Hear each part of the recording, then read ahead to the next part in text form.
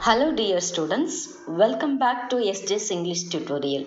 This is Sridevi Jayan. Today I am going to explain the poem The Road Not Taken from Grade 9 English. This video contains all the main points with a brief explanation, and I have included all the poetic devices, and it is very useful for examination and it makes your revision easy. Please watch the video till the end, like, comment and subscribe to my channel and support me. Let's look into the poem. This poem, The Road Not Taken, was written by Robert Frost.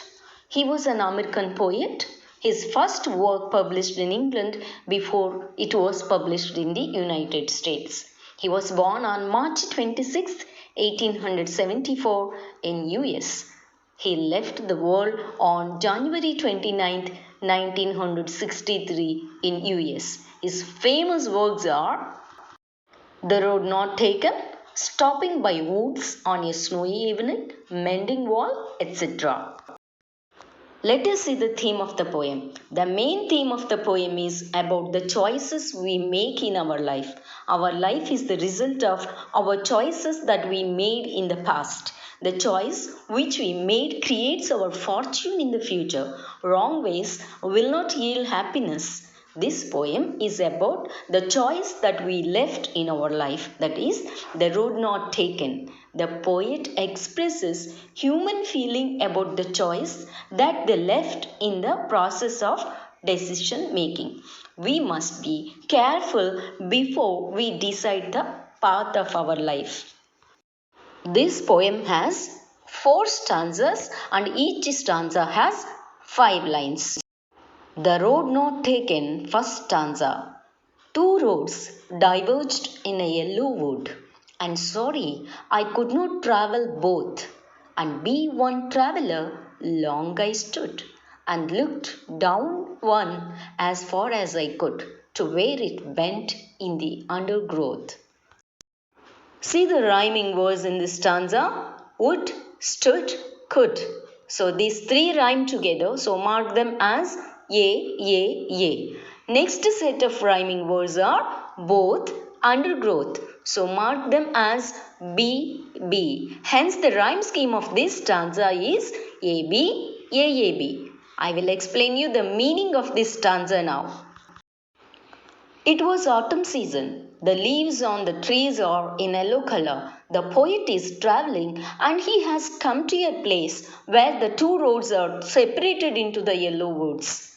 As a traveler, he knows that he cannot travel in both the roads. He has to choose any one way to continue his journey.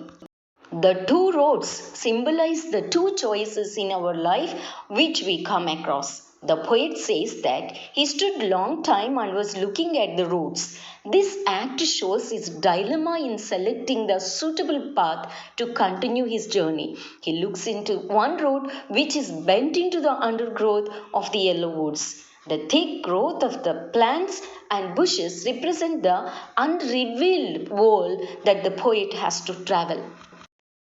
This is the second stanza of the poem. Then he took the other, just as fair, and having perhaps the better claim, because it was grassy and wanted wear, though as for that the passing there had warned them about the same. Here the rhyming words are fair, where, there. Mark them as A, and the second set of rhyming words are claim, same. So mark them as B. Hence the rhyme scheme of this stanza is AB, AAB.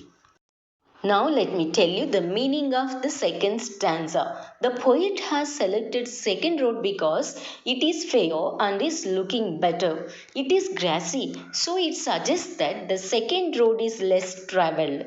The poet's selection of the second road represents his independent thinking and his courage in selecting the difficult path to reach his destination. After some time, he realizes that both the roads are looking same. This is the third stanza of the poem, and both that morning equally lay In leaves, no step had trodden black. Oh, I kept the first one for another day. Yet knowing how way leads on to way, I doubted if I should ever come back.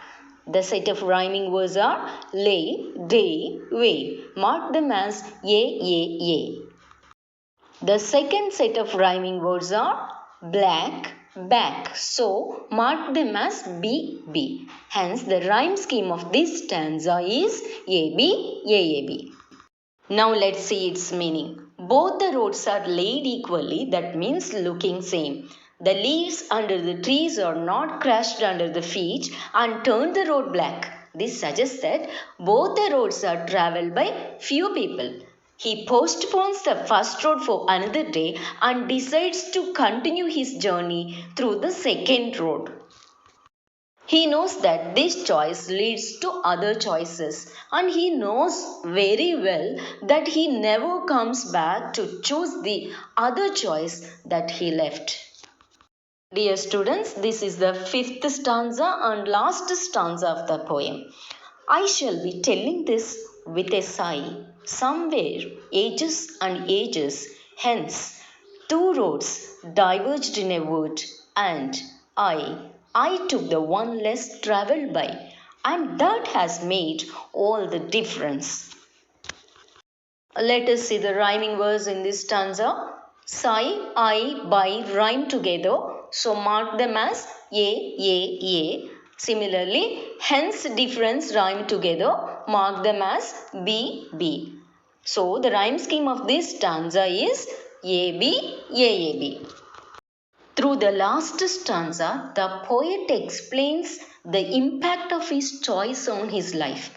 The poet says that after several years of his life, he will be telling others about this choice with a sigh. Our choices either bring happiness or unhappiness. So, here sigh may be representing a victory of the journey or regret. He will be talking to others about the two paths that he had come across and how his decision changed his life. The poet reveals that he has selected the tough road to continue his journey. His decision has brought great changes in his life. The poet wants to convey that the decisions which we make in our lives, whether right or wrong, will have remarkable impact on our lives. The right choices bring right things and wrong choices bring wrong things. So one must be wise to choose the choices. Now let's see the poetic devices which are used in the poem. You know already the rhyme scheme of this poem is AB. The arrangement of the rhyming words at the end of each line of the poem is called as rhyme scheme. Rhyme scheme will be represented by letters. Alliteration is used in the poem. Repetition of consonant or consonant sound at the start of two or more closely placed words is called as alliteration. The examples from the poem are wanted where, first for. Second one, assonance. The repetition of vowel or vowel sounds in the same line. The repetition is at the different places in different words. Examples, roads, yellow, as far as passing. Metaphor. It is the direct comparison of two different objects without using as or like. The entire poem is the metaphor because it compared with the human life and the choices we make. Similarly, it is a figure of speech that directly compares two things using as or like. Example, as just as fair. Personification. It is used to attribute human qualities to inanimate objects. Road is personified, wanted where. Symbolism. It is a poetic device that is used to represent the ideas or qualities. The two roads represent the choice in our life. Imagery. It is a poetic device used to create a mental picture. Example, two roads diverged in a yellow wood. Repetition. It is a repetition of same words or phrases in the same verse. Ages and ages. Anaphora, it is a figure of speech used in a poetry.